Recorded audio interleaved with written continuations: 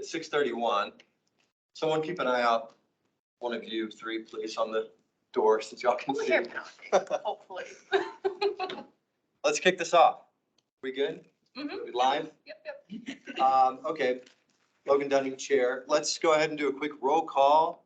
I'll start and then we'll go clockwise in the room, including guests and speakers, and then we'll go online. So Logan Dunning, Chair, present. Bill England, staff liaison, president. Adrian Torres, Open Space Manager, present. Brad Anderson, Deputy Director of Parks and Rec, present. Mike Chisholm, Vice Chair. Rick Emil Heinz, member, present. online, I see Tiana. Hi, Tiana Duncan, alternate. Jessica, member.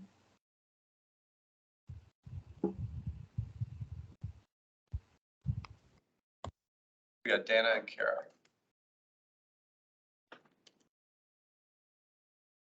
Kara present. Hi, Dana. Hi, Dana present. Good to see you, hear you. Great. So we'll call us to order. Dana's looks like our only guest this evening. Thanks for joining us, Dana. Always great to have you. We do have speakers that will be joining us this evening. We've got Adrian, and I apologize. we haven't had a chance to meet. Brad, wonderful to meet you. Thanks for being here this evening. Let's do quick approval of minutes and then we'll dive into our meaty agenda. So we can get right to it. Any area of discussion for last month's meeting? Any qualms, feedback, final thoughts? I would entertain a motion to approve the February minutes. So move. Moved by Michael, I'll second. second by Rick. All in favor of approving the February minutes, please say aye. Aye. Aye. Hi. All opposed, nay. Hearing none, approved. Great. Let's jump into the meat of this agenda here. We kicked this item, the chair and vice chair, from last month. Just wanted to make sure we had as many voices at the table as possible. So I'll just dive right in. To shoot you guys straight, I'm going to pass the baton tonight. It's something I've been thinking about for not a small amount of time. Just got a lot going on in my professional life, and that's not going to come to a close anytime soon. And doing some family planning at home. We're expecting our second little one in June. So just being pulled in quite a few different directions. And so that led me to the conclusion of perhaps I should step aside this year. And I know I know every single one of you are capable leaders of this commission. So I won't belabor the point too much, but just really excited for the momentum that we've built over the last 13, 14 months. Have a really fantastic group of brilliant, driven, ambitious commission members here, and I'm excited for what we've started. And I just don't want my personal time constraints to hinder the momentum that we've found. So I will leave that there for now, and we can open it up for chair nominations. And with that, while I have the mic, I would like to formally nominate our current vice chair, Mike Chisholm. And I'll give a quick lobby pitch and then be quiet. Mike's just a passionate guy, as you all know. He served on Keep Inglewood Beautiful with Cara and I. And the guy just, by God, wants to get his hands dirty. Literally. I called him on Friday to talk about the agenda, and he's elbow deep in biochar. It's amazing. And my last pitch, Mike has represented this commission well in front of city council on numerous occasions over the past year. And I think he'd be a fantastic leader. So that's my pitch for Mike. Christine is present. Christine, I just nominated formally Mike to be chair of the commission this year. But now I would either entertain a second to that or other nominations from the commission. And I'll just leave it there for now. Or any other thoughts? Are you taking yourself out of the running? I am. What about The second baby will do that, apparently. Sorry you missed my opening spiel, Christine. Yes, taking my name out of the running for the year, for chair. Well, that's a good reason. Okay, I forgive you.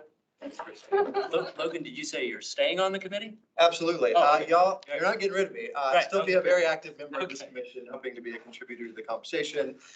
Just relieving myself of the duties for the next calendar year. Any comments online or my nomination for Mike? Or in the room? I'll second the nomination. Nomination's been seconded. I think that Mike, I've known Mike an only small amount of time, but it's been intense, my friend. And he is definitely an idea guy, and I think that he sees visions for what this committee could be, as you have. And I think that it's exciting to see that visioning continue on. Yeah. So I definitely support that. Thanks, Rick. Thank you. Good chat right there. Just want to give it a moment for any other comments or discussion or any other nominations. Otherwise, we'll make quick work of this and bring it to a vote. This is Tara. I just want to check. Can you guys hear me now? Yes, we can. Okay, great. I don't know what happened, but yes, I second your nomination for Mike. Love it. Thank you, Cara. Okay, if there's no other nominations, I would entertain a motion, or I guess a vote. All those in favor of nominating Mike Chisholm to be chair of the Sustainability Commission, please say aye. Aye. Aye. Aye. Thank you online. All opposed, nay. Unanimous vote. Wonderful. Congratulations. Congratulations, Mike. Thank you. That's exciting. I'm happy to serve. I know you are. Let's take it to vice chair. Well, I have a nomination for vice chair. EV aside, I would hope that Logan would stick around as vice chair. We have communicated and talked, He's like. collaborated, and Yes. just tickled to hear he's staying on the commission. But I would do my best not to burden him with work and responsibilities. But I had his back a couple of times. It's no big deal, and I could see in the future he could have my back. So I'd like to nominate Logan for Second, vice. you're not allowed to refuse that.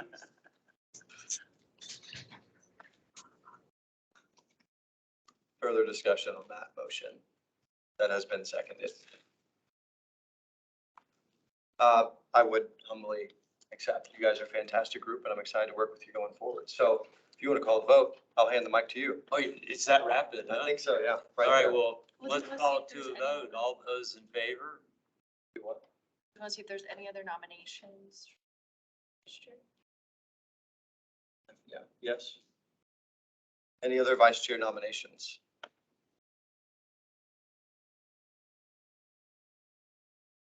I hear none. Hearing none. So if it's in order, I'd like to call for a vote on Logan for vice chair. All those in favor, please say aye. Aye. Aye. Aye. Opposed? I didn't hear any opposition, so congratulations. Thanks, Mike. We're not getting rid of you. No, we're a good team. Thank you. Great. Well, with that, we can dive into the meat of the agenda. And I'd like to assign you to continue on the agenda because you do such a good job. I am happy to You gotta lead have us my in. back on this one, right? I am happy to lead us. It was in. so We're on a calculated. roll here. I don't want to throw the rhythm off. No, I didn't Keep expect going. that. That's fine.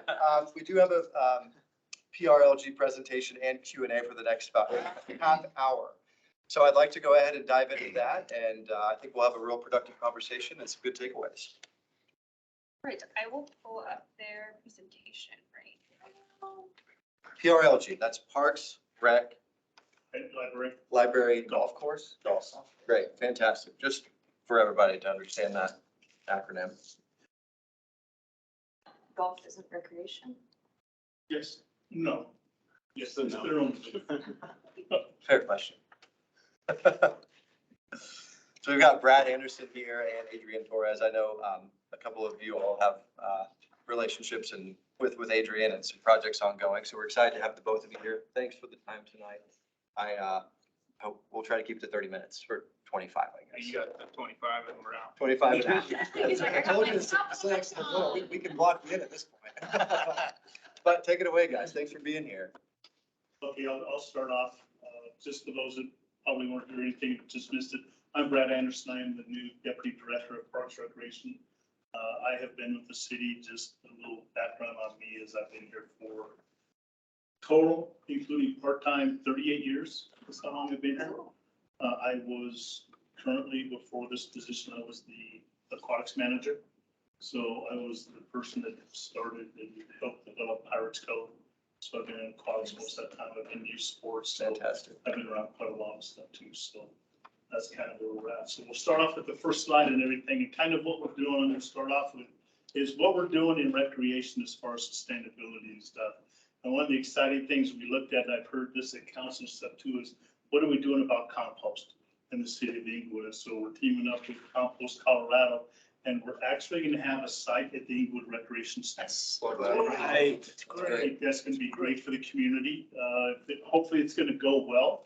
And if that's the case, then we can earmark possibly a second site, if that's feasible to do that one. So that's exciting. I talked with the recreation staff and they're excited about it as well. So staff will be able to utilize that as well. So we've already marked the location. It'll be on the north side of the recreation center in that parking lot.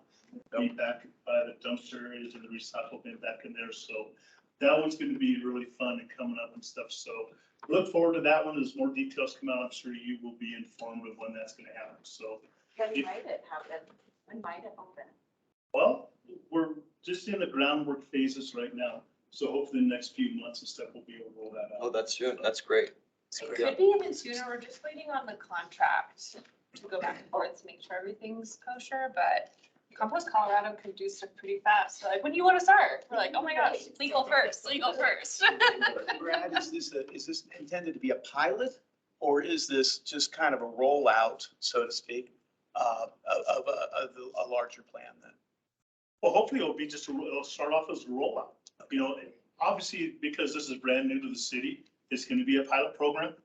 And then hopefully it's going to catch on very good, very quickly and stuff. And then that's when we'll look at it and we'll evaluate it as it's going on and say, hey, we need to possibly have a second site somewhere in the city. So we picked the site that was probably most conducive to the residents and also to where it fit within the Parks and Recreation facilities, where it would be easy access for the citizens to use, and also that we have a large number of staff in that area to utilize it as well. So, Great. okay. Good. Just two thoughts. I'm delighted that you're doing this. I think it's all about communication. Working the last few years, the LEAF project in the fall, there's a lot of people that really want to do this kind of stuff. So whatever communication strategy you have, amp it up even more, because the more people know, the more they're just going to do it. So it's that positive. The other question, this is just an aside. Can Englewood or anybody get any of that compost back? Can it go back around and go into flower beds, or does it just go out there into the world of compost you used to? And, you know, I'm just saying it'd be cool if it was a way to get compost down the road. Not essential, but it'd be neat. Sure. There's a couple of questions there. And the first one, as far as, what was the first part of the question? Communication, Communications. just get So the word out. communications is key Yeah. to everything. So what we'll be working is with our communications department Great. to roll that out in various different means. You know, obviously it'll be at city council, be Great. announced, and then they will do different rollouts and stuff with social media. We have several social media sites that's out there where the city has a site with their, the recreation department has a site, Broken T's got a site, so we can use all those means and roll this out. Great. Too. Like our brochure, we have our websites and stuff too that we can post a whole bunch of stuff out there. So yeah, we will definitely be communicating that out. But first things first, Right. You know, it's kind of like what Mel said, is the contract's in there, and right now we're going through a change in our contract approval process. Right. So just bear with us. So they've been inundated with a whole lot of contracts coming their way. So as soon as that stuff gets done, then we'll be rolling this out further. Okay. And then as far as use of it, I'm gonna have to defer to Mel. Yeah, so this is part of the Compost Colorado drop-off program. And so anyone who signed up to their drop-off program can access any of the locations within the area. So there's now gonna be one in Englewood, there's some in Denver, and you do get a dividend back Good. per compost. And then I think, don't quote me on this, I think part of it too, you can like compost your yearly pumpkins, you can compost your Christmas tree, like if you sign up for the Love it. monthly compost thing. So it's actually a really great package within it. And then Compost Colorado, it only benefits them to do marketing too. So they really push it out to Englewood folks that they're now in the area. Great. We're excited. Please continue. Okay, good. Next slide there, Mel. So recycling, Pirates Cove has highly usage, so we normally have approximately 100,000 guests that come through the gates for summertime in a 3-month time frame. And we've done recycle, we kind of fell off of it a little bit, and part of it was really is separating the recycles from the regular trash. And so we're gonna develop a different type of recycle bins and strategically place them throughout the park, so hopefully it's gonna get used more. So that's gonna be a Pirates Cove, that's gonna come back and stuff. We're excited about it. We do have a dumpster that's out in the parking lot too, that is just for recycling. So I think with staffing, I have all new staff up there at Pirates Cove, and so they bought into the idea as well. So that's part of it too, is to get the staff to buy into the program. So they're gung ho, they're ready to go for that one too. So we're gonna be doing recycling. The other thing is we're researching recycling stuff. One of our biggest problems we have with trash itself is pizza boxes, because Pirates Cove has Pirates Pizza. That's what we use for it. And what's people do, the guests will put the pizza box into the trash, which just clogs everything up with that much stuff. And as most people know, that pizza boxes cannot be recycled. Right. And it's because of the grease and stuff that happens in the pizza box. It damages the recycles equipment. So what we're gonna do is have a couple recycle bins just for the pizza boxes too, but that's gonna help us. We're not recycling them, but it'll help us also with that. So it's kind of a recycle program, but it's not a recycle program right now. That's good. It's mid-level. Yeah, it's there. It's mid-level Yeah, recycling. it is. It's minimal. With your new recycle bins, do you know if it would be the kind where it's just obvious that it's only recycled? Because sometimes I see like a plain old recycle bin, and then people put trash in it. But I've seen some that have almost like a cup slot or a newspaper slot, and so you just know at a glance that that's not the normal trash can. And I also wondered if they might be next to each other, rather than like recycle way over there and random trash over there. Yeah, we will have them close to current trash receptacles too. So, and there'll be something similar to this one. The nice thing that we have this, and this is a company, Max R, that we actually got our regular trash receptacles at. And so it kind of ties into that whole theme and everything. And as you know, they're blue, and we know that people don't read anyway. So hopefully the reading on the top of it and stuff, they will see that. They at least think twice before they throw their trash in the recycle bin. So we're gonna try to earmark that too. And then we even talked about maybe doing a gift card or a free pizza or a drink or something too, if we catch someone doing recycling, to reward them, to hopefully encourage people to do more and stuff. So those are things that we're looking at. Great questions though, yeah. The other thing too with Pirates Cove that we're looking at, that's not on the slide, I didn't get it up on there, is we're actually evaluating doing variable frequency drives. And variable frequency drives to save on energy. With that one, right now, we have 22, 23 centrifugal pumps that are running the water at Pirates Cove. And so that's a high usage of electricity. So we're looking at going into that one and seeing what we can do with those. So that's another program that we're digging into right now as well. And that also tie into the recreation center, that pump there, that circulation pump that we have. That's cool. That's something we're looking at. Hey, Brad, are you going to have any, pardon me, signage around this so that people know what is recyclable versus what is not recyclable, so that it doesn't get filled up with? Yeah, and I think Mike brought up a really good question as far as communication. Yeah. We need to communicate that too. So I know Mel, has passed out some really good flyers and stuff that we have on our indoors. Those are recycle bins and stuff, and we can post that stuff out there as well too. Absolutely. Jeff Wenda and I put those on every single dang recycling bin. came and visited me. I was Just still. have to put us to work, you know, that's all. Yeah. You can give me now, I'll give it twice that.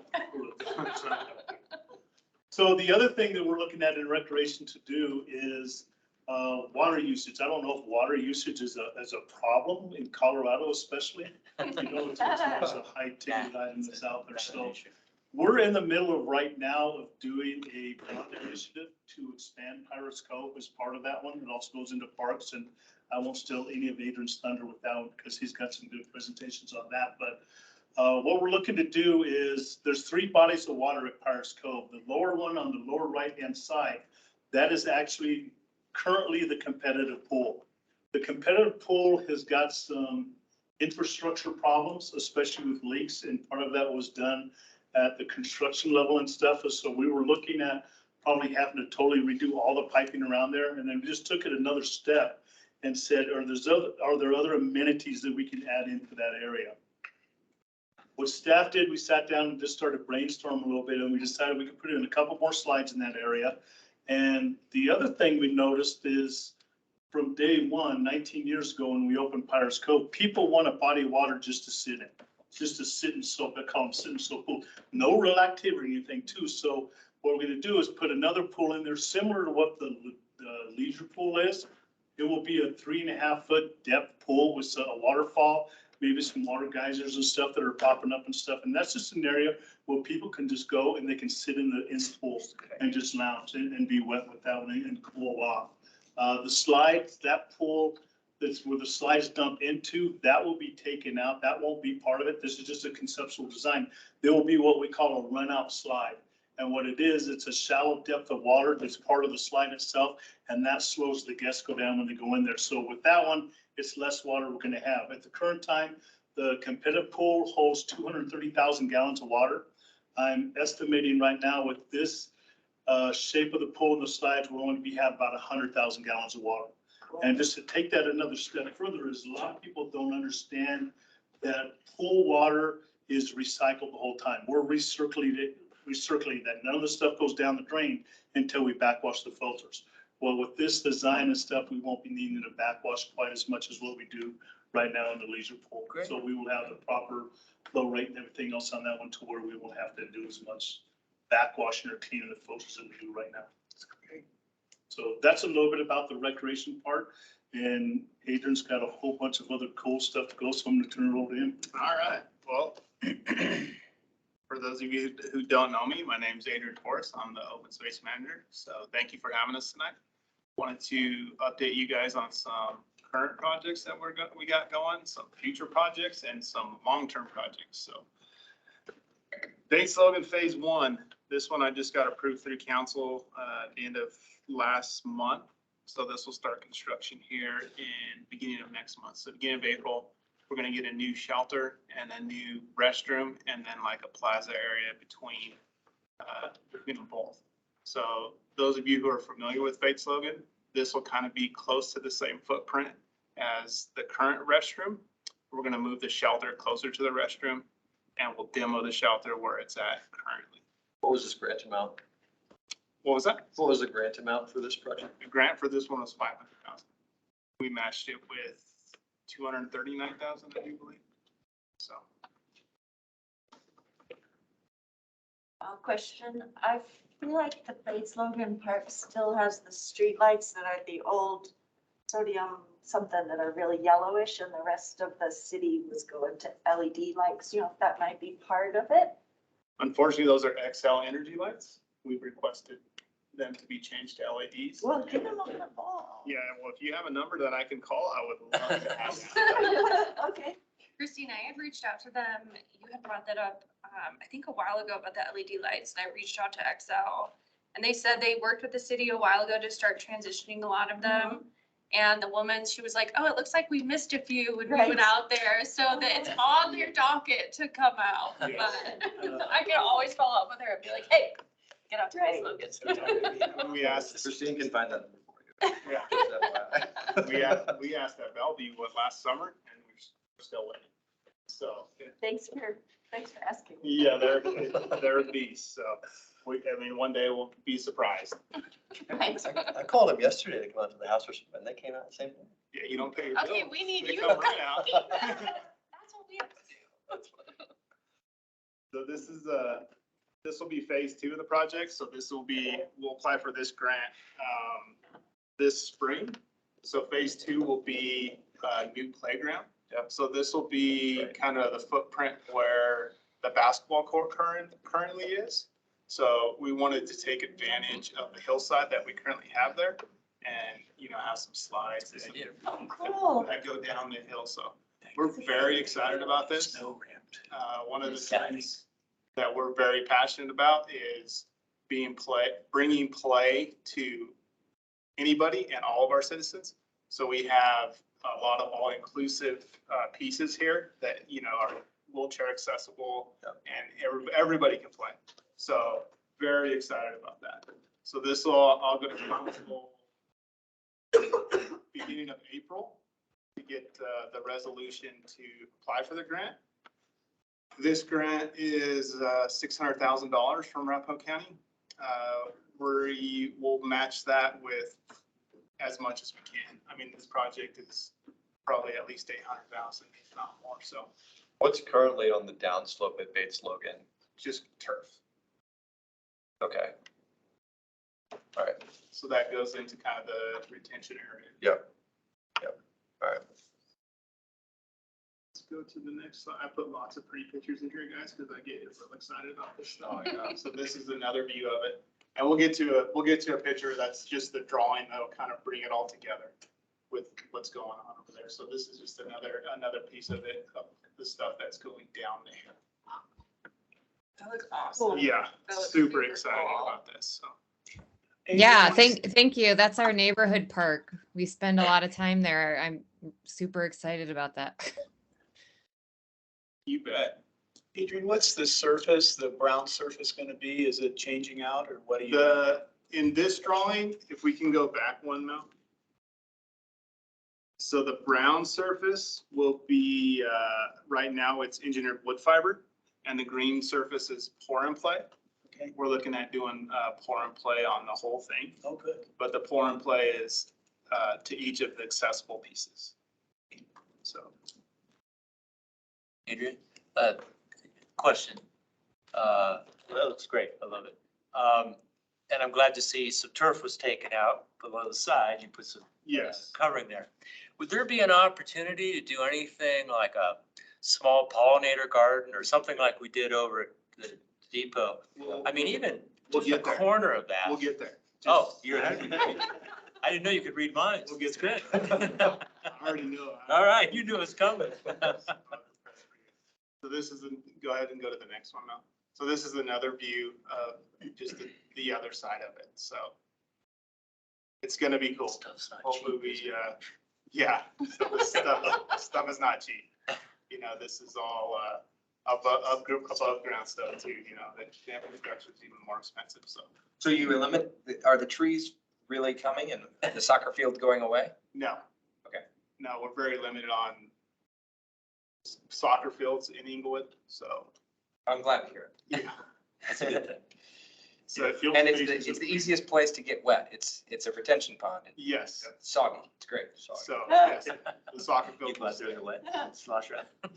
And you'll see more when we get to the potential phase 3, the next phase of it. I got a drawing up here that it kind of gives us a bigger picture of the whole areas. Great. Here we go. Okay, now this one is sideways, but it was the best way to look at it.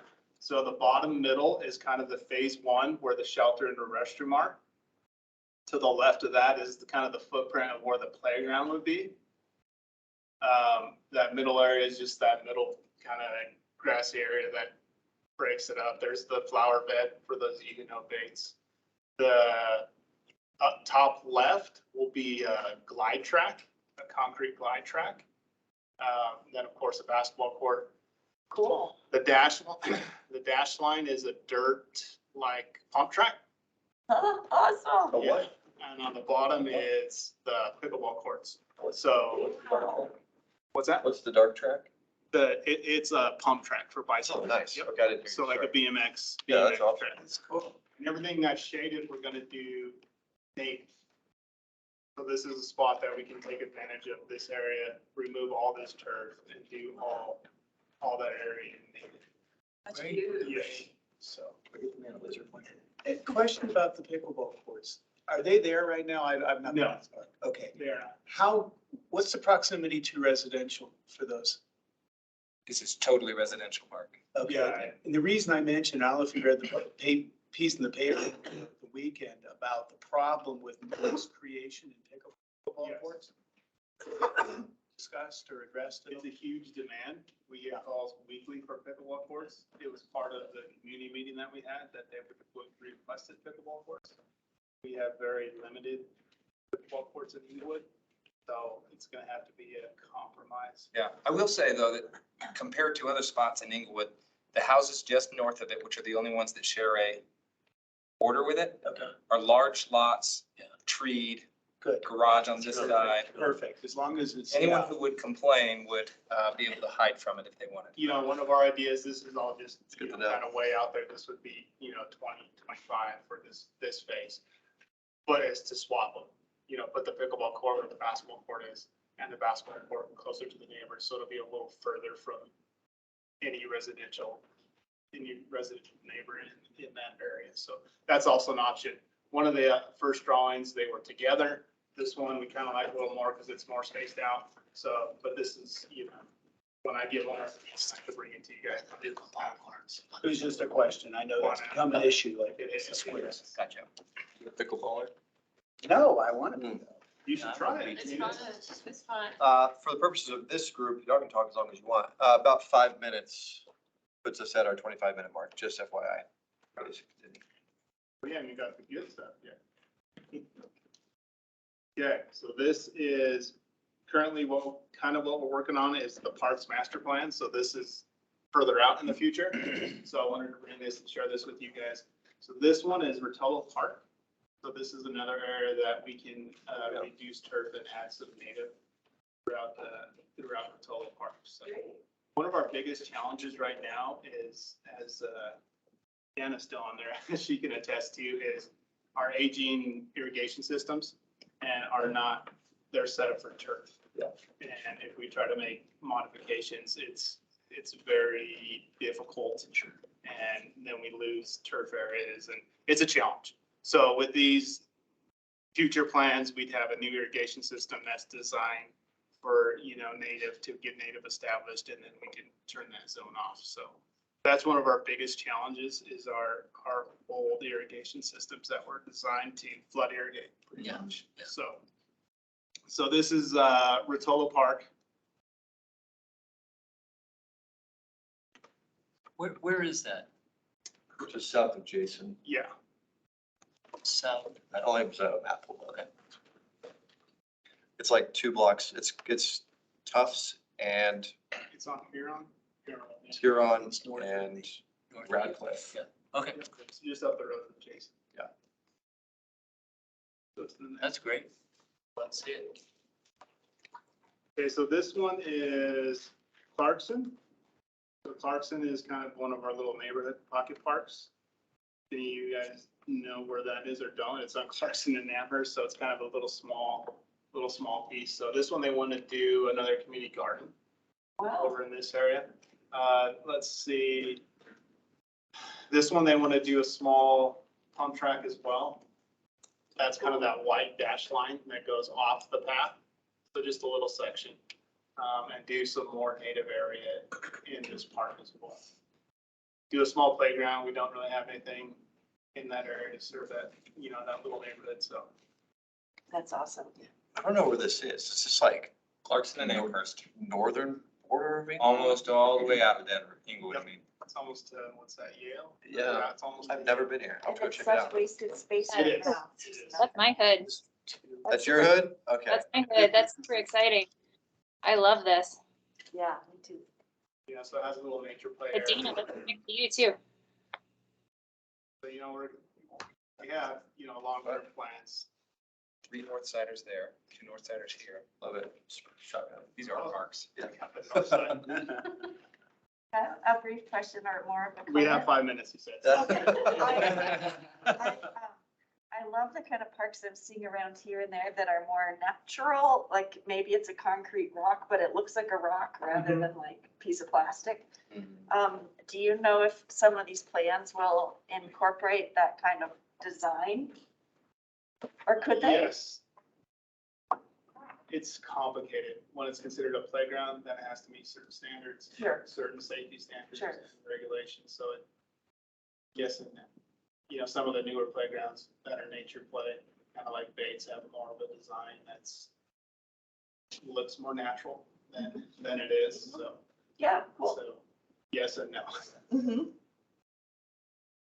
That's great. I'd like to encourage to the highest degree possible. 'Cause Yeah. it's just so fun for kids to go out in the woods and play and they can't hear. And so even if it's pretend, Yes, you know, it's better than just more plastic or whatever. absolutely. Adrian, there's a park in Denver, it'd be along the Platte, right by Evans. Yeah, that's what I was thinking Yes. of. And Frontier. Did you mention, but they've got what looks like a huge tree, like a real tree, a stump, and it's got all these branches, and the kids just love it. Yeah. And I've looked at that thing and I thought, is that a liability? I mean, is somebody, because it's like if you were walking out in the wilderness and you found this big dead tree. I think it's real wood.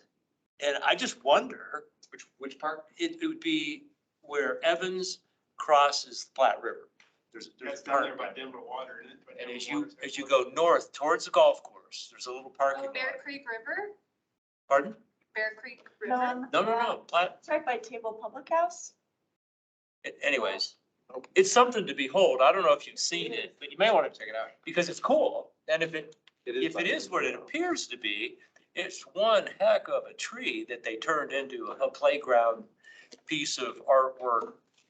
Fun. Like I said, the kids love it. And I've just looked at it thinking, how do they get away with that? I think that's cool, but I would think somebody falls and gets hurt off of a tree. What do you want, a it's biochar? lame, but it looks great. And if it's real wood, carbon sequestration, just keep it out of the air and let the kids play on it, All right, so we can go to the next one now. So this one is the Northwest Greenbelts. So those who are familiar with that area, this one, we can get a huge gain with native. So the bottom section, the furthest to the right, is kind of already a native area. Nice. The second section will turn completely into native. And then the third section, we have the path through there and on the south side of the path, we'll turn all into native. Cool. Could we get credit for this? Could we say it was our idea? No, this is wonderful. This is the Tiana, park you have right Tiana. Yeah. I was just gonna say, I walk that park a lot and right now I see like the sprinklers flooding it all the time. Like even when it's Yeah. raining, so that's great. You guys are doing that. Yeah, and kind of how that system's set up now, the irrigation is down the middle and it waters both sides of it.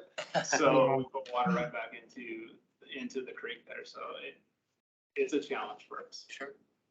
So the next slide is that kind of black diagonal area, just a close up of it. So this is kind of where the current playground is up there.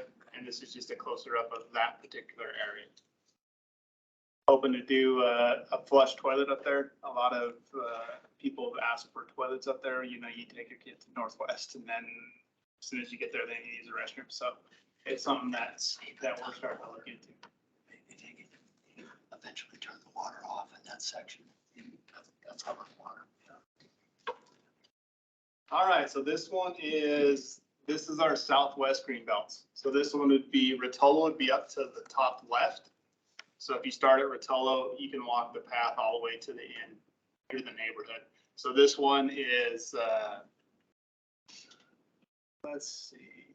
So this one, we're gonna go on the north side of the path to turn all the way into native in that area. The furthest down to the right is all grass and that will be another small, play feature, nature play feature in that bottom area. Adrian, what is it currently? You're saying. Currently, it's all turf. It's all turf. Yes. So What will the watering change be for that area then? Is there a? It's hard to guess. You know, you could easily say it's gonna get cut in half. So it's hard to guess. Okay. Would be significant. It would be significant. You know, and these are just, you know, long-term plans. Some of my things I'd like to see is, you know, some pressure farm pass through there Mhm. so that it's more of an interactive experience versus just, you know, something you could go explore. Let's see what we got next. All right, this is Miller. So this one you just kind of threw in there. This we want to kind of turn into a big neighborhood gathering area, you know, potential concert area, splash pad, special events. It's close to PD. They want to do some diagonal parking. Top left is where the current parking area is. So the brown shaded areas would be the native areas kind of around the perimeter of it. You know, this is obviously, we have two of our bigger ball fields that are in high demand for our users. So the ball fields will stay, but it'll kind of, this one will flip it. And this was only one of the designs. The other design has it flipped the other way like it is currently. So, you know, this will have like a big shelter, and, you know, we envision a big community gathering area, which would be cool in our central Inglewood area. This is right next to the police station, right? Yep. So the police station would be on the left of this. Okay. 285 would be Yeah. on the top. Nice.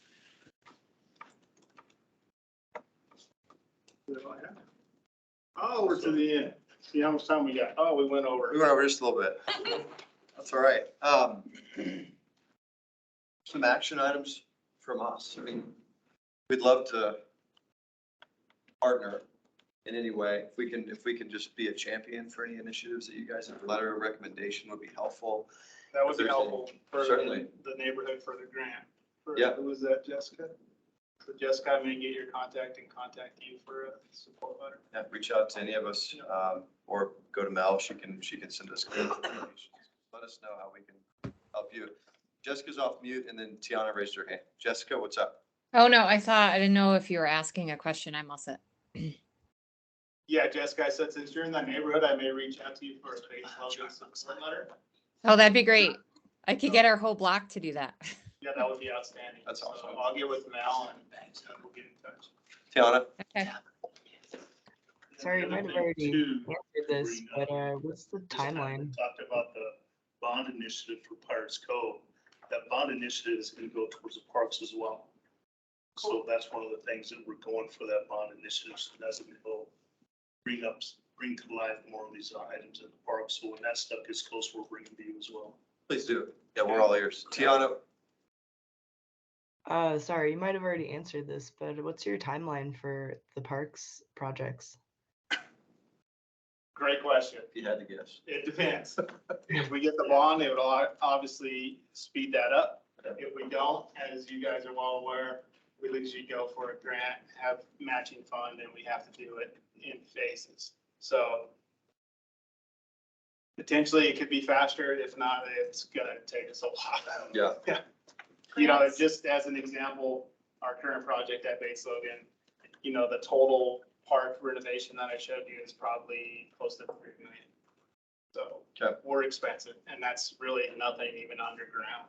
So once we start doing irrigation systems and stuff like that, it really gets expensive. Like that's what my tax dollars should be going to.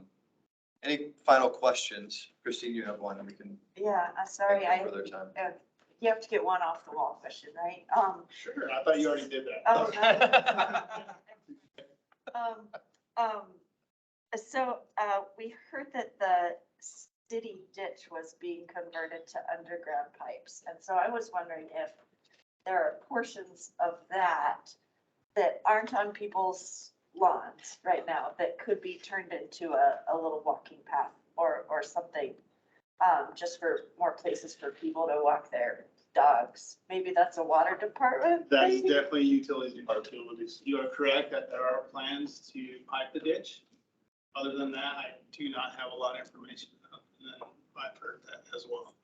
But it seems like you guys would have a role if and when that happened, right?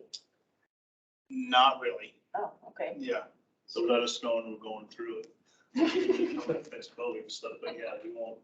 That's all you two, they tell us, sometimes don't even tell us. Yeah, I mean, surprisingly, the city ditch is not really close to any parks, or it goes through any Right. parks. Which is more important for it to be, I guess it's more open space than parks, Yeah, right? Which is kind of in your, and Right. since it's not near parks, that's all the more important to have a little, dog walking path there. it's a great conversation to have. So I'll reach out to the utilities department and talk to them about that, because it's a fantastic idea. It's just wasted space. How could we help that conversation to occur? Is there anything we could do to just raise a flag and get departments to talk to each other or put it on somebody's agenda? You don't have to answer on the spot, but I mean, if you came up with an idea for us, we'd certainly entertain it, trying to support the cause. Maybe we could invite the right utilities person to come to one of our future meetings and just To talk bombard them. specifically and- Yeah, I can give Mel some contacts of some people in utilities that are overseeing. That's a good idea. Let's do that. We've got some follow-up. And it sounds like you via mail might reach out to Jessica to do some work up north. But if there's any action items, let us know. We'd be happy to write a letter of recommendation, even explore that, the initial grant process. If there's some work we can do on that front, please keep us apprised of what's going on with these projects, because this is super exciting stuff. It is, we're fortunate that we get to do the fun stuff. Yeah, exactly. Any final thoughts for Brad or Adrian? Thank you both. Very good. Thank you. Great. Thanks for coming tonight. I appreciate your extra hours time.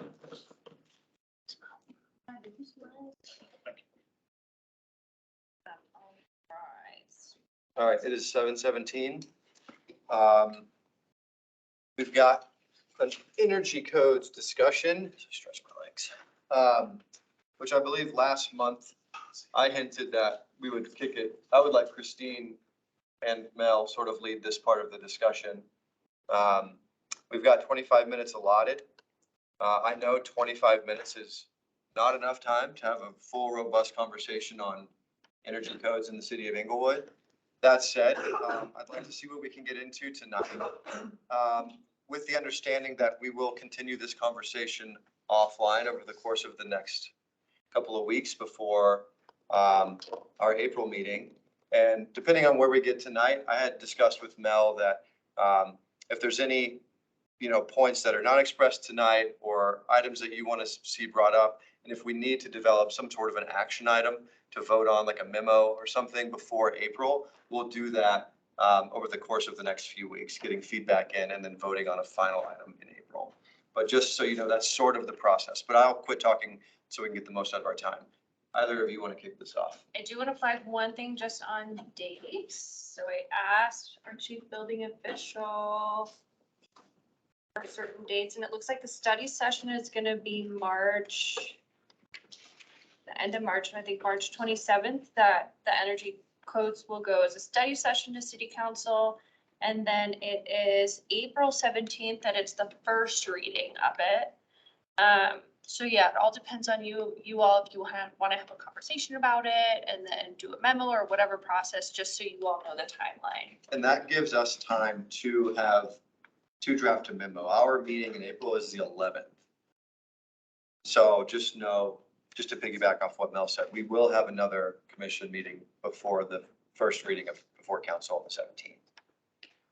I Just think FYI. ideally we want to get some comments in before the study session and Yeah. those could be incorporated from To the go before beginning, council. Yeah. When is the study session, Mel? 27th, March 27th. That is, so the packets for, actually a memo would be totally fine because that's not like an official in the meeting. So a memo would be totally fine. Okay. Anything official in their meeting has to be 2 weeks prior to that meeting. But similar to the water memo, I mean, I just sent that via email on all of your behalf and it was fine. 2 weeks prior to the council meeting? Yeah, whatever the council meeting is set. So like I So have a we need meeting with them on April 3rd and all my stuff is due this Friday because that's 2 weeks. Okay. So by April 3rd, we'll have to have any changes, but if it's preferable, we'd get it in for the study session for consideration. So if the 27th is the goal in mind for anything that we'd like to see changed, let's operate off of that. And that's 13 days away. But again, your memo doesn't have to be part of the packet. That can go whenever. Good to know. You too. Thanks, Mel, for the timing update. Yeah. Thanks for getting it on the agenda too. Yeah, absolutely. I was like, codes are not exactly my forte, so I was like, Karen, please Oh, help I me. love talking about building codes. Oh, no, 25 minutes starts there. discussion. Okay, okay, this is important, so we want to get it right. Yes. They're decent, but they need some improvements. That's my TLDR. Ideally, we could get some of the easier ones made before the study session. I don't know if the chief building official might be willing to consider some of the easier ones. More policy ones, she'd probably have to talk over with city council. So that's the brief overview where she's proposing. The city is proposing adopting the latest energy code, which is decent. We have to by law anyway. So, That's the bar. yeah. So we're basically meeting the minimum requirement. We have to adopt the same edition as Denver within 6 months, which means we have to adopt it by July 9th. Why are we tied to Denver? You use their fire department, so it's a safety thing that we have to update. But we can go above and beyond Denver. Yeah, we never go above and beyond Denver. Good to know. We just have to update within 6 months of what they do. They are Just so don't do far that, ahead. yeah. we can't see 'em, as far as sustainability, but we just have to at least update to this round of codes, the 2021 codes. So that's what we're proposing.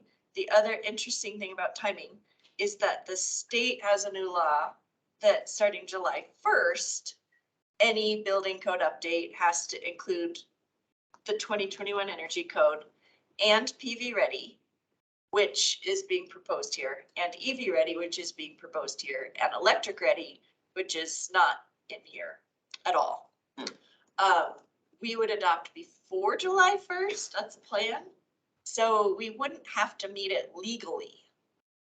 But there are some good reasons we might want to try to align with what the state minimum is gonna be. First of all, because I think it's really pathetic to be weaker than the state minimum. Like, we want to be a leader, but we're actually way worse. And then second of all, if we're not equivalent with the state minimum code, then we can't get any grant funding for implementation, for staff time, for analysis, nothing. It's just off the table. We're not even eligible for grant funding. So I would think this could use some tweaks to make sure that we're at least meeting something equivalent to the state minimum. Yeah, that makes logical sense. What do you have down here? What is this state minimum stuff? What are we looking at here? So all of this, as proposed by the chief building official, it meets the 2021 IACC. We adopt that, so that's good. That aligns with the state requirement. We're adopting solar ready and we're adopting PV ready. So then the devil's in the details about if that's functionally equivalent or not. But we would be completely lacking electric ready.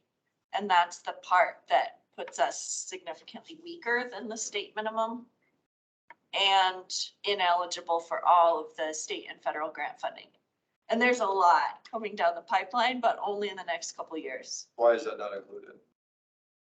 The state says that there's a new law that says starting July 1st, any adoption has to include all these things. And they're putting a bunch of money to help that happen.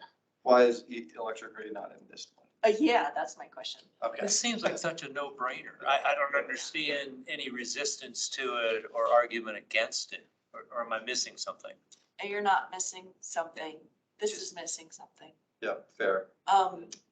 It's in the strategic plan. So that's another thing that supposedly city council said they want to see it in there because it's in the strategic plan. It's not requiring anything all electric. It's just saying if you do put in gas, you know, you have to have a little outlet next to it so you could swap in a heat pump system in the future. Or if there's a gas stove, at least an electric outlet right there so that you can put in an electric stove in the future if you want. It's just essentially allowing for homeowner choice. And it is way cheaper to do it up front. Right. Then- What is it's cheaper to do it front. What is the cost to do that? And would it be prospective or would it be on new builds only? New builds only. It's almost free. I mean, on a Yeah, new building. It's about $300 for the stove, $300 for the water heater. And nothing for the furnace, because you have to have that capacity for the air conditioner anyway, which is electric. So that's $600 on the builder for every new home. Give or take inflation. That Whatever. include anticipating fitting it for heat pump? Is that electrical Yeah. manage that? Exactly. it's Exactly. electric friendly. Right, right. I'm in favor of it. I mean, that's- What do we need to do or what needs to be done to add that in? I liked your idea of preparing a memo. I think I could get a draft memo by tomorrow morning. Can you be a little bit Like, I quicker? have one saved. Wait a minute, can you do it tonight? Can we just get it done before the? How about meeting's 10 over? minutes? You got it. Coming right up. No, I mean, I am for this. I do want to, I mean, that is an added cost on developers or on builders rather. I just want to acknowledge that. But it sounds like you'd make up that difference fairly quickly. Yeah. I think the big thing for council will be to show a cost benefit analysis. That will be like the biggest Okay, push for them. okay. Um, Good idea. So is there state money coming down to offset this? Is that what you're saying? There's state money to offset the entire code adoption process, implementation, staff training, staff time, best practices, all of that, the code books themselves. But we don't get any of that pot. We can't even apply for that pot. If electric ready is not in Right. this. Right. So electric ready is the price of admission to new opportunity, Yeah. new grants, new Yeah. funding. Seems like a small price. Christine, is the dollars you were talking about also the additional power supply? Size of the line, the size of the panel? It includes the size of the panel, but it doesn't include the size of the line because you don't need a much bigger line than what they're already putting in. Yeah. And you typically don't need a bigger panel either. You just have to make sure there's space on the Yeah. panel, like those little switches, to make sure that there's switches for it. So the cost of a new structure is minuscule. I mean, you said it's a $300,000 building. You're talking less than $1,000 of added costs. And frankly, a builder can make that up in labor. Yeah. You know, they can, that could just get absorbed. That isn't going to jump out at anybody. What's the pushback that we would anticipate from council on this? I think there could be overall perhaps misperceptions about housing affordability. And any added costs could be perceived as harming housing affordability. When in fact, I think housing affordability is more about supply and demand and location and schools and Yeah. amenities than it is about whatever code is in place. If I had a nickel for every time I heard the word housing affordability in the last 3 weeks. Yeah, Yeah. yeah, Well, it becomes an obsession, you know, when you're obsessed on pennies on a $100,000 project, it just doesn't make any sense to me.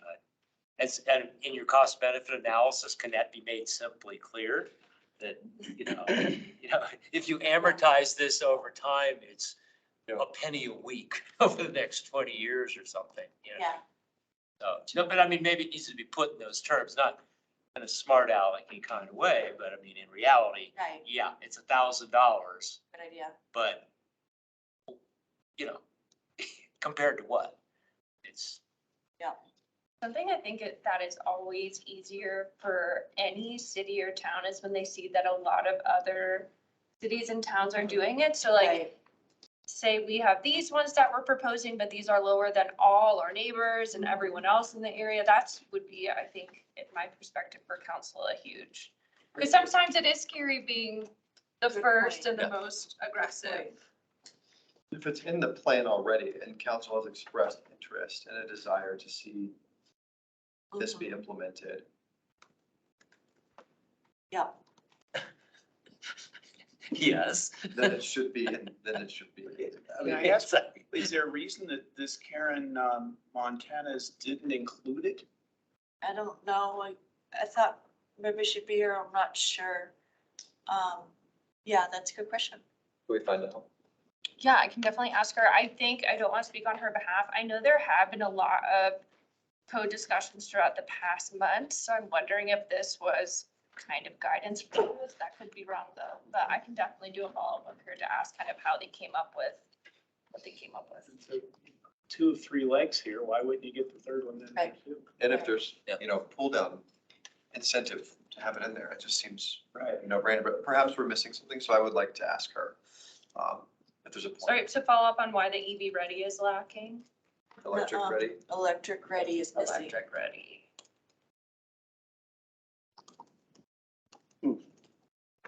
I think that could inform our memo too, hearing a response from her. Mhm. Okay, The EV ready is, decent average, decent slash average. There's just one number where I think it should be tweaked. It should be 5% higher for multifamily, because if you're a renter, you're screwed. I mean, you can't put in an EV charger in an apartment, so it's important that it's built in from the beginning. A homeowner, you know, could retrofit it, but if you're a renter, you can't. So it seems like so multifamily seems like the part to get right. So a small tweak there, and there's another line that's probably not needed, so that could be like a, you know, offset, like maybe we don't need it here, maybe we need a little more here.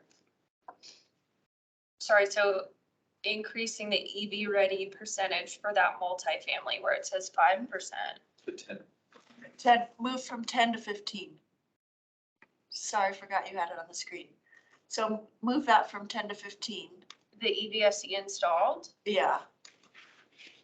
And then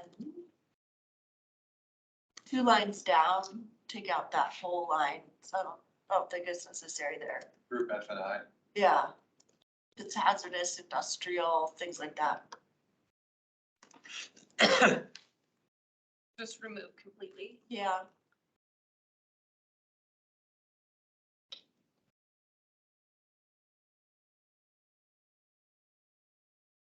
Why would you remove it?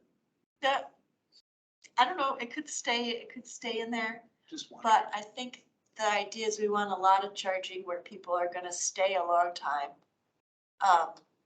And so it seems more important to get homes, apartments, offices, and like hotels, motels, that kind of place.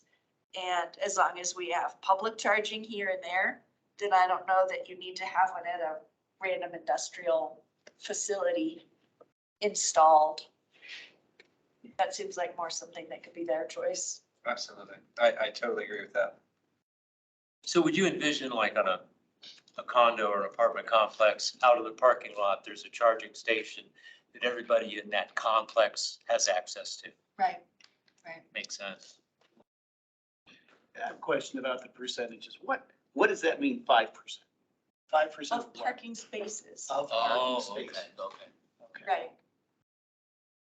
Interesting. Am I reading this wrong? Building type, the first row, it says 1 and 2 family dwellings, and then it says R3, R4. The multifamily and hotels R1 and R2. Yeah. Is that the way the code is written, or is it backwards? I Like it's backwards. to double check. I could double check on that one. At least in our residential zoning, R1 means Right. single family. Yeah, it seems like it would be. I think it's right. That was a test. You think it is? But we could check. Okay.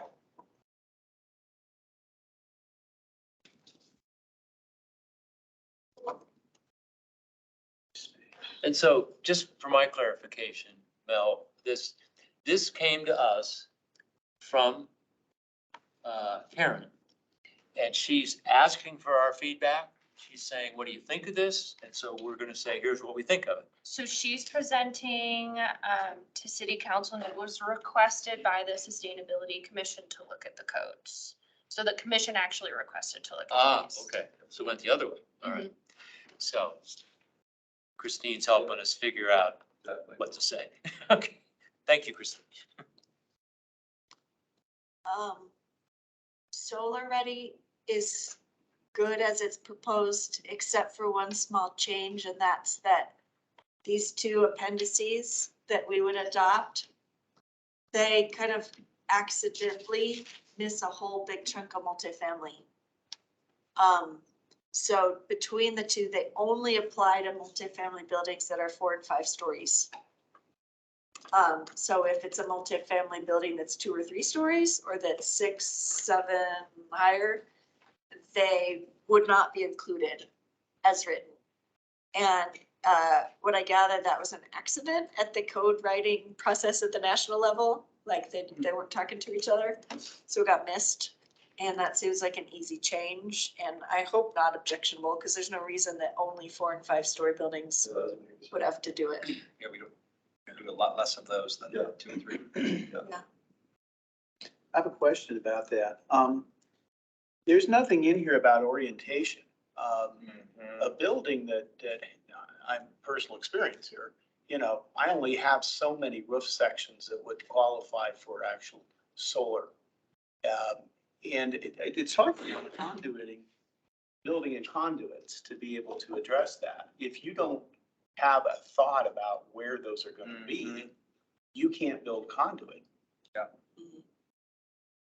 The other issue I have has to do with bulk lane, is that what happens when you've got a building next door to you? Right. That's 3 stories above you, that, you know.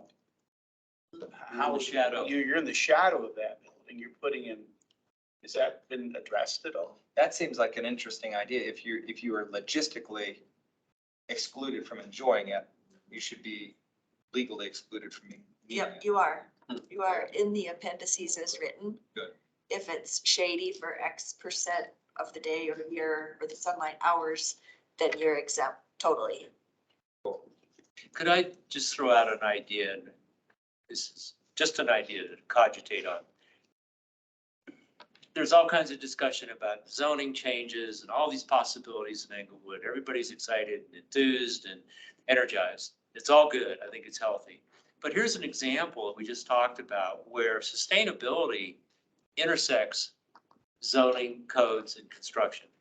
And that's just one. But I mean, there's a clear intersection here.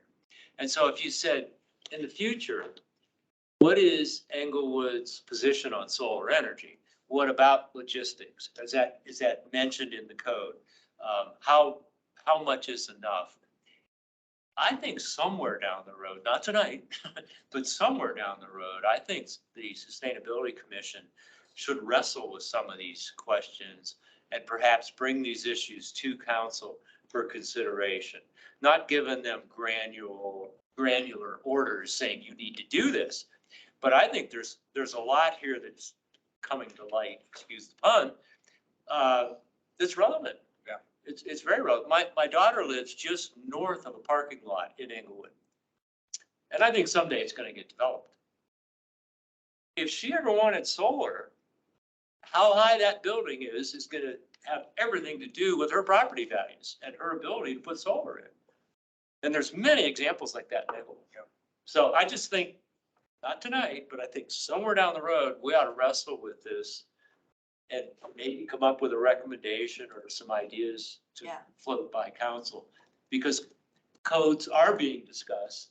And I think there's some really good ideas for enhancing them, clarifying them. And I think solar for sure. And I also think landscaping and water usage. So Christine, I've got an idea related to that you may have found solutions for elsewhere. This is about code making. What about code breaking? What if we said, is this a good time for us to recommend, if you have a solar concept that would be into the easement, into your too close to your property line or too tall on your fence line or something like that, where for the purpose of solar or the purpose of sustainable gardening with greenhouses, where you get exceptions, it's probably too hard for us to draft anything if there's not something else that you have in your computer ready to press send on.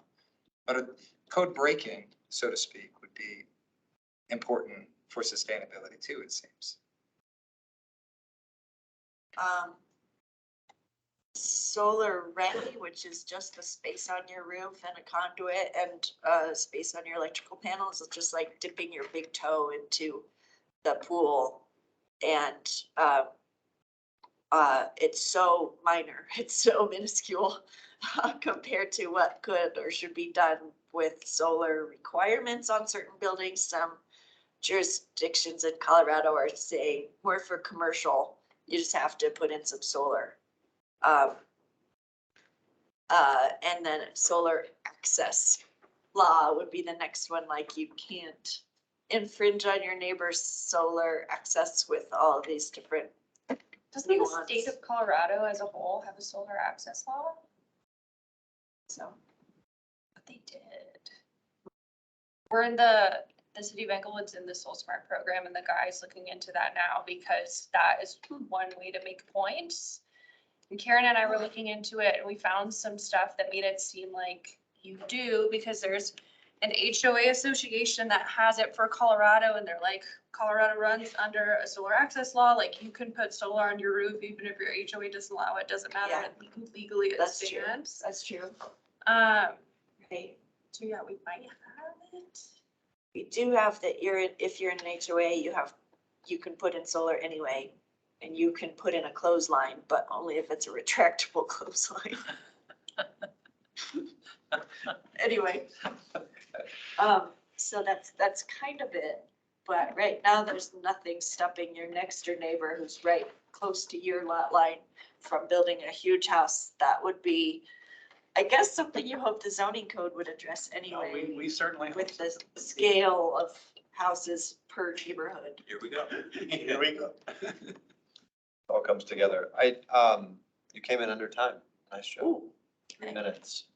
Any comments, questions online? Just want to make sure. Thank you, Christine. Christine, thank you. Appreciate what Um, you're doing. Do you think we should draft the memo to be to city council and copy the chief building officer, but try to get it to her ahead of time as soon as possible, in case she could incorporate some of these changes before that, or at least she'd know it's coming? At least she'd know. I think that's due diligence, yes. I think we need to get some answers from Karen. Maybe there's some points that we haven't been able to consider, just because we just don't know. But I think over the next couple of days, we can hear back from Karen and get some, it's Karen, right? It's Karen. We can get some feedback on our discussion points tonight and the questions that were raised that we might not have answers to. Then I think we start building the memo, yes. And say, this is A, B, C, D, what we'd like to see changed in this document. And I would send it to her. I think that's just simply out of respect and get her thoughts on it. And then yes, with a frank ask of, can you incorporate this? If not, I think the memo just goes to council. It needs to get in front of them, period. The only thing is that it has to, anything that has the Sustainability Commission on it, that's sent to someone, has to have a majority vote from the group. So you can't draft something up and send it to Karen and say like, hey, this is from the Sustainability Commission. So that's the only caveat there. Can Can it we come get a vote by, could you send out it and just say, respond to me if you vote, respond to me and only me if you're okay with this? How do we proxy vote? I can ask, that's not something I'm not sure on. 'Cause We could always, otherwise, how we would can get it? call a special Yeah, we do a special Zoom meeting or something. and just try and get a quick quorum. And Yeah. it's a 5-10 minute meeting Mhm. where we have, we gavel in, have a quorum. This is the A one action copy item, Agenda. vote, and you vote and we're done. Well, are you gonna go back to Karen ahead of all this to see if there was missed pieces on this? Yep, and then I'll send that follow-up. We should know more about that. Yeah. And I think we're gonna put it a little bit on you to keep us on time with these varying timelines. To just to have communication with Karen, send back what she comes back to us with, and then say, boom, commission, we need feedback, EOB Thursday or something. And then we can go from there. And the goal is to have this before they go to the study session. Yeah. That's the goal, which is the 27th. Again. And Logan's right. I want to be respectful of Karen. I don't want her to feel like we're jumping on top of her head or anything. But on the other hand, I think our questions are legitimate. Our concerns are real, so they at least should be answered. I think this is a prime opportunity for us to show value as a commission to Right. council and to the executive departments of the city of like, hey, whether or not you call on us for our opinion, we are looking at these things. Yep. We're paying attention. We're gonna give you our opinion. Yep. I think Um, that's totally. So please cue us in early and often, because we have thoughts, and I think we, as a collective hive mind, can improve these documents before they get to council. That's our energy code discussion. Thank you, Christine. Thank you, Christine. You're a resident expert. That's fantastic stuff. Appreciate Let's talk April meeting, and then Mel will give us a quick update. And then if we've got a few minutes, Mike, give us a little biochar update. Give me a couple minutes. Okay, we can do that. Dana has a question. If it's related to the April meeting, go for it, Dana. No, I just was raising my hand to make a comment after this in the public comment section. Okay. Thank you. Yes, well, keep your hand up so I don't forget. April meeting review. Did William Schutkin? Yes. We've talked about him in the past. Mel, give us a little lowdown. Yeah, so as I said in the last meeting, William Chutkin was my spec lead in grad school, and I went to grad school for urban resilience and sustainability. I know there's been a lot of topics of development, sustainability, how those collide, kind of exactly what Mike just said. And when I think of someone who's like a professional in this sustainable development realm, it is this guy. Like, he knows everything. I've just always been so impressed by this guy. And he's just a great human being. Just a quick and dirty background on him. He's worked in the nonprofit space. He did law for environmental justice groups. He is he what? Is he an attorney? He was, yeah. He was an attorney and was in the space a lot, and then really wanted to put that what he learned into practice around sustainable development. He didn't think it had to be a theory. And so he became the sustainable developer. He's done really cool projects that benefit the economy, the people, and the environment. Yeah, I could just gush on and on. He's the coolest dude. So I had reached out to him just saying like, hey, we have a group that could be interested. Do you mind volunteering a time? He's like, absolutely, put me down. So we get an hour of his time for the next meeting. I did send out a poll just to kind of gauge what you all are interested in learning. I'm going to relay it to him. So please fill that out. When's that due? Give us a hard deadline. I did. Okay, thank you. Clearly, Yes. so So we'll get the on that. 19th, I'll send out another reminder All right. tomorrow. Okay. But yeah, seriously, bring all your questions for him. I imagine a person with a bigger wealth of knowledge than this guy. So anything on the top of the mind that you all want to flag? I would love to hear him talk about opportunities for communities like Englewood. Either things that he's seen done in other places that are pretty cool, or things that he would hope to see done in towns like Englewood, that maybe nobody's done yet. Specifically, like for a city like Englewood? A city like Englewood, yeah, use us as the prototype, but it could be water, it could be energy, it could be solar, it could be renewable energy. I'll bet you he's got a bunch of examples that would be He does. fascinating to hear about. I'd like to be inspired. I will say he's a really inspiring dude, so I think he'll be pleasantly I think so. happy. Looking forward to it. What else we want to chat with William I'd like to know, because we are facing this rezoning and the whole thing right now. If you had to pick 3 top things that we as a commission could focus our energy on that we feel are doable and would make a difference, I'd love to know what those are. Specifically around the Code, rezoning. you know, Growth. growth, yeah. High density. Perfect. Anything else? What do you have written down Just from today? for William? Oh, for right now, things he's seen in other places, things he would hope to see for a city very similar to Englewood. And then if you had to pick 3 things that the commission could focus on as a commission around things like code, growth, and high density, kind of that theme, what would it be? Okay. And yeah, if there's any other thoughts, feel free to just fill out that doodle poll. It'll stay open until the 19th, but I'm sorry. Thanks for getting him queued up for us. I think that would be a really I'm fun happy. I'm conversation. excited for him to come. Dana, you're off mute. I know.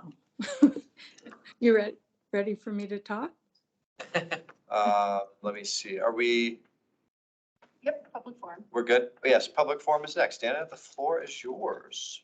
Okay, well, it's a perfect segue. I'm sorry I can't turn on my camera because I'll lose the call. But so I have a few concerns that I thought were appropriate to bring to the commission. And the perfect segue, which Mike already telepathically brought up, is with the zoning discussion. I'm not hearing a conversation about how we protect some ecological value. And, you know, like the zoning changes are going to increase urban density. And that's okay. It's if we're planning for that to have some habitat areas and some requirements for the new buildings. And some protection of like really mature trees that are on properties that would get cut down for big development. So just wanted to bring that to you guys' attention, and it would be a perfect thing to ask William Schutkin about how you protect some ecological corridors. And I'm thrilled to see Parks plans. Those look great. It's great to see the native habitat. But how do we keep it throughout communities so it's not just in parks? So that's number one. Number two, the changes to the strategic plan that were discussed last night at the city council meeting. I see throughout that beautification and placemaking are referred to repeatedly. But beautification is not defined. And that to me is a very, it's a matter of opinion, what's beautiful. And I don't see anything in there about the landscaping being sustainable ecologically.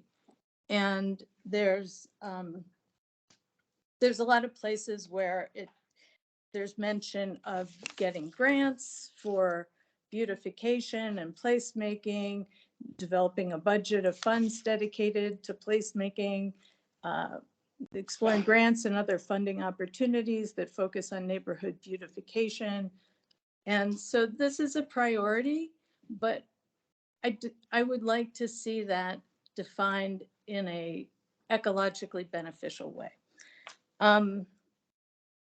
So that is, and there is mention in there of low water plants, but nothing about native plants. And it's not the same. You can do low water with natives, but just doing xeric plants from other locations does not achieve the ecological benefits that our Colorado plants do. And I don't know what makes for better placemaking than using the native plants of Colorado.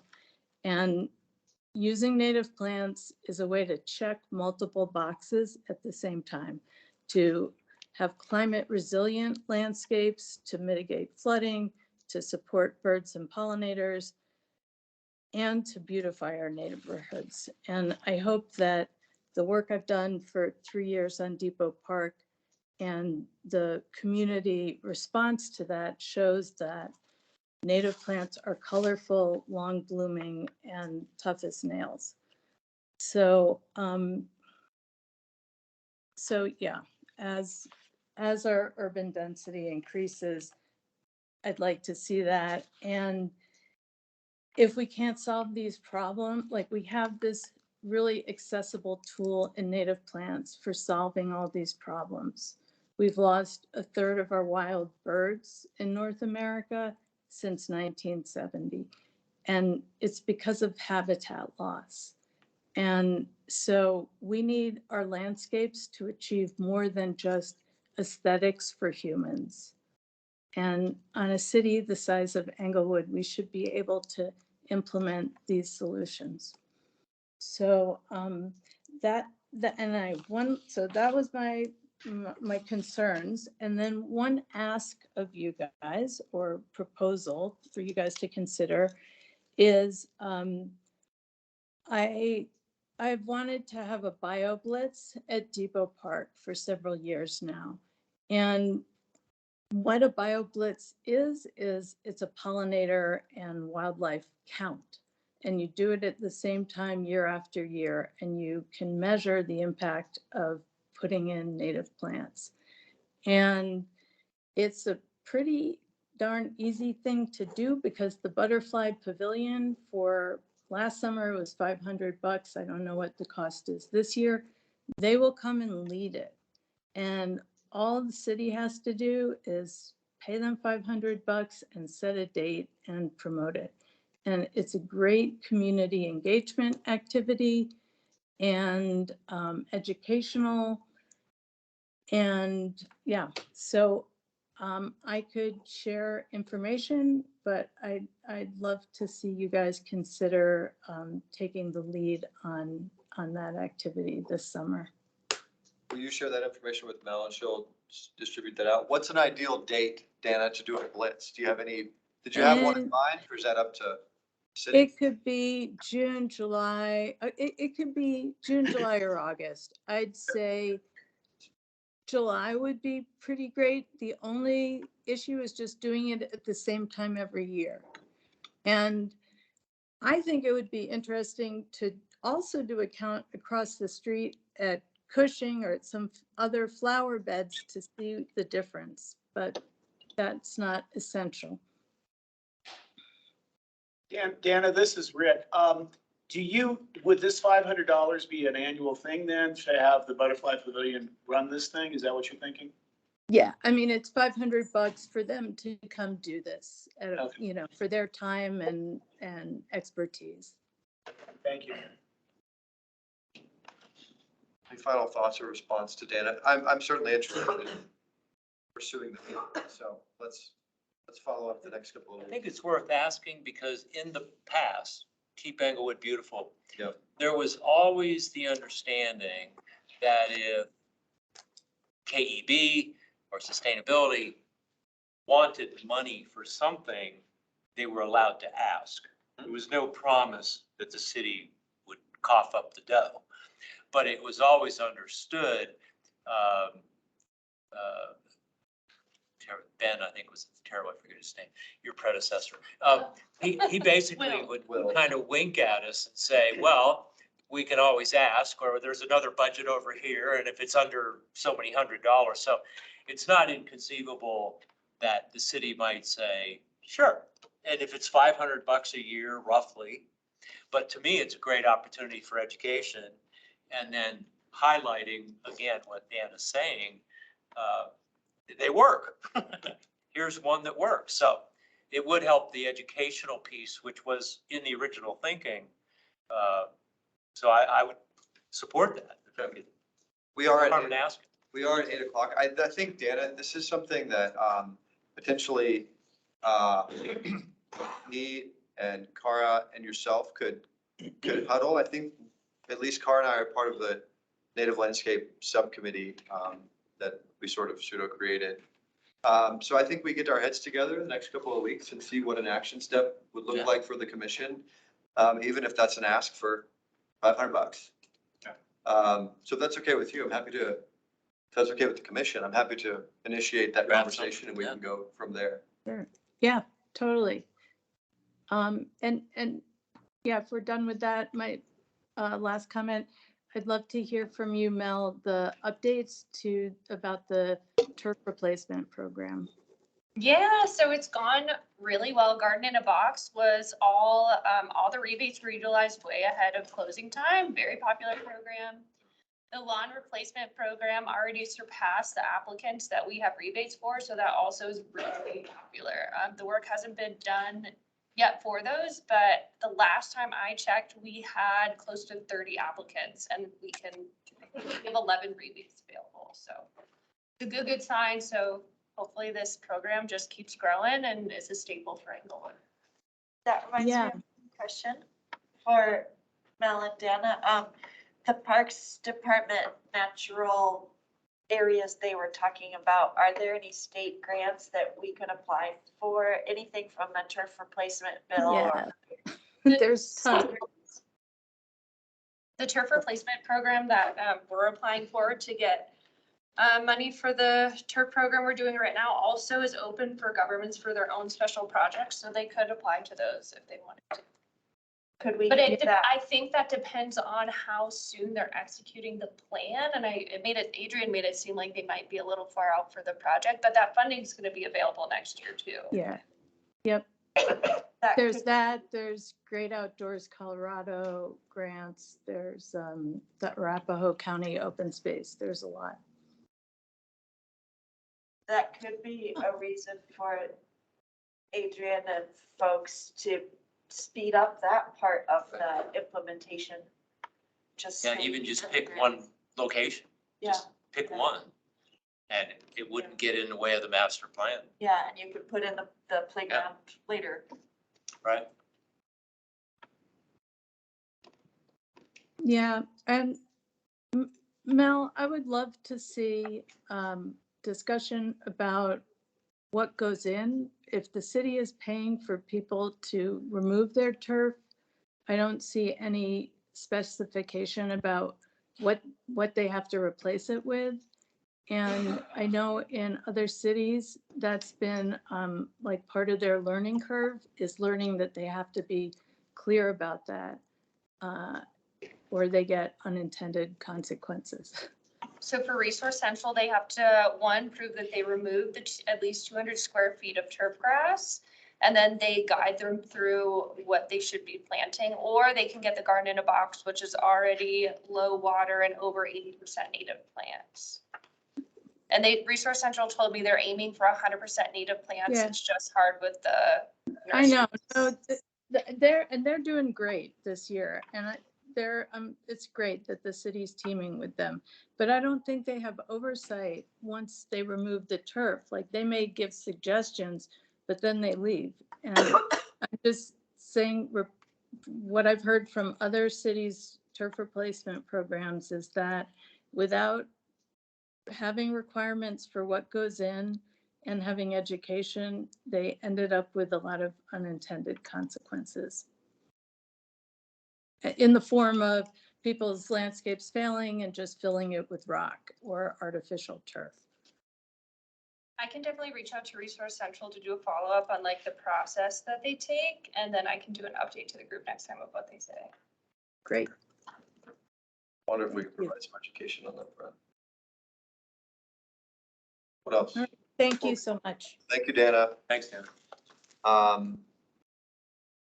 Mel, Okay, I know it's the end of the night, it's always so hard, so I rush over this to get everyone out, but I have been doing a lot of work for sustainability, so I just want to let you all know it's been in the wheelhouse. We're applying for that turf replacement grant. That's due by the end of the month. Even though we're already doing the program, we're trying to recoup some of those funds. Any help we can do with that? No, it's actually a pretty simple Cool. application, so we thought of a thank you. We're currently in the process of doing the energy performance contracting, which is a fancy way of doing a comprehensive energy and water audit of every single building. I last month have become the lead on that project, so if you have any questions, let me know. For the electric vehicle action plan work, we are going to city council on April 3rd for a study session where they get a look at the draft plan. Hopefully Christine can attest that it looks very snazzy, pretty proud of it. And there's going to be public comment open too. We have an event on March 25th. If you want to come, look at some EVs, grab a Nixon's coffee. We'll be right outside there.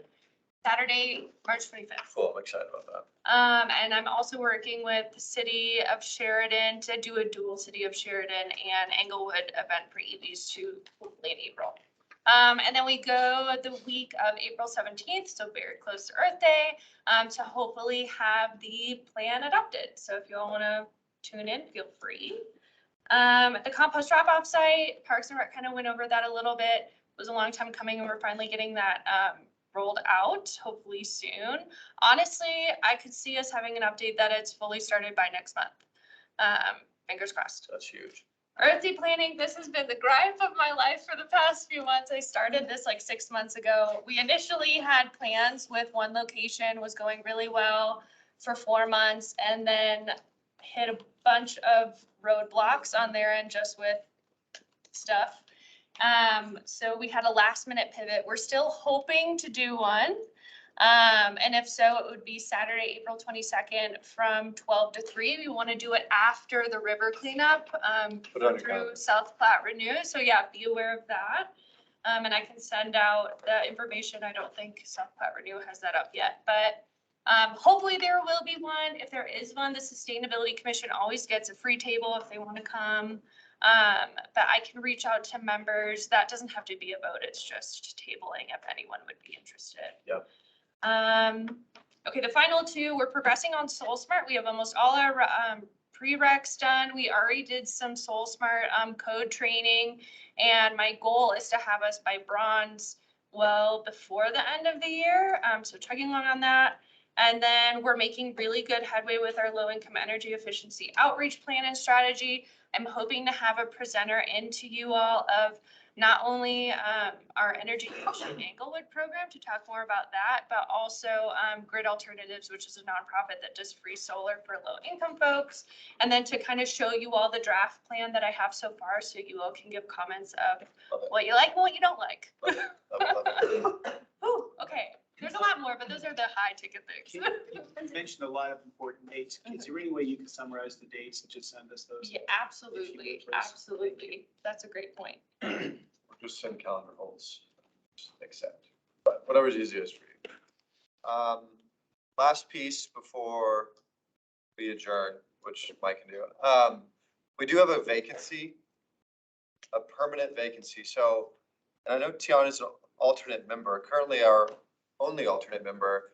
So logically, if Tiana is interested, perhaps that could be a conversation that you have with Mel, Tiana. If you're interested, we'd love to have you on as a full member. You sort of have first right of refusal there, but just wanted to put that into the minutes and for you to think about. And if you and Mel want to connect before the next meeting, either way, just let us know and we can take action on that. But we do have a vacancy, so just keep that in mind. I think that's it. Well, Earth my Day- last yeah, thing what's up? is that applications for the commission will open, I think, March 22nd, so within the next week or two. The Sustainability Commission members, it is supposed to be on y'all to recruit or just network and try to recruit to get people on if you know of anyone. Okay. So feel free to just send that link out, or if you know other Englewood residents that would be interested, Okay, feel free to pass it along to them. we'll do it. Any thoughts for the good of the order? Productive. Nice work, guys. Biochar. Biochar is in action. I've purchased the biochar, bought 7 bags. 3 of those bags are being activated right now with compost and soil. 4 of those bags are still pure biochar. Looks like May 22nd, the week of May 22nd is when the flowers are going to arrive. So probably that Memorial Day weekend, that Saturday, is probably the day we're going to plant flowers. I'm trying to figure out, we have to do prep. And it might be, I could do it myself and the city can help me out, but we got to clean out the old stuff and trim some bushes, get it ready. So So, the 20th, pardon? before the 20th. Before Yeah. that Saturday. Yeah. So I guess I would say, please pencil in, don't leave town that weekend. Please pencil in that time frame. I'll keep you posted. And I'm hoping that if the volunteers arrived on Saturday, we could get things planted in less than 2 hours. That's my goal. And Mel, I would ask you, we're asking you all these things. That's what I'm There, here for. allegedly, there's a volunteer effort in the city of Englewood where people just want to help out. We could use some help. I mean, Yeah, I can make a. one or sign 2 or for 3 it. of us could do it, but it's pretty basic. Dig a hole, put a flower. So the more hands, the better. So if there is some other volunteer effort out there, even one person could make a difference. So I would just ask you all to please pencil in on your calendars that Saturday, which I think is the 27th. Oh, the week after. May. Okay. And I'll do everything I can do to make sure everything's ready. So if you arrive at 10 o'clock in that morning, maybe we could get it done before lunchtime. or Where is it? It's the rec center. Rec center. Right in front. There's also, Right. and there's also an opportunity that we could have a casual conversation, question, answer after that, just people who want to know about biochar. Because we'd have it there, could show them what we're doing, and we could answer basic do's and, what do you mean activated biochar? Right. You know, what's the difference and all that kind of stuff. So that's just, that'll probably happen anyways, but we could talk about it formally in a communication if we wanted to. And Adrian has said he does want the Sustainability Commission to get credit. He envisions a sign going into the rec center that says something like biochar experiment brought to you by the sustainability, which I think is great. Unless it goes bad, then it's the city. Yeah. That's all I know. That's my story. I'm sticking to it. And hopefully it'll all come together and I'm enthused. I ordered a bunch of flowers, so we'll have color in there. I'll tell you, if we plant all those flowers, there'll be color in that flower I have a question for you, Mike. What is our responsibility toward this bed moving forward? Are we also weeding? Yes. Okay. And my hope, I'm begging the city for wood chips. I don't know if I'm gonna get a yes. My hope is to get wood chips to put in there, which would help suppress some of the weeds. But it might be that some of us have to go over there once in a while and pull weeds. So, Quarterly visit, that's fine. yeah, but that's like, if you stay in front of it, it's not too bad, but yeah.